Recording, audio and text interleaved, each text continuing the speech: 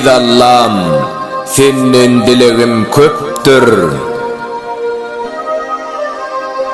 Başım eğsilmesin namart öňünde, döşüm gavarmasın eciz görünne. Pespälik ver iki ellep berende, hiç kaçan menmenlik ettirme Allah'ım.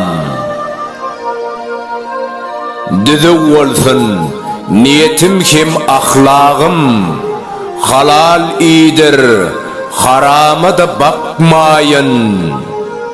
Bir gün doğdu mün gün salam saklayın, edep ber iyenim deptirme Allah'ım.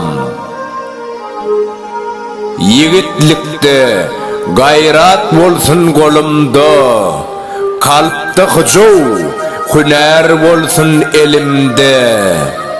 Namazlıkta eğsin başım eğilse, özgü vakittaydıma çöktürme Allah'ım.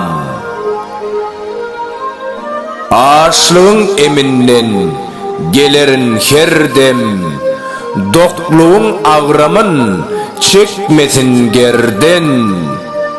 Öz elim, öz yakam eyligin bersen, başkanın minnetin çektirme Allah'ım.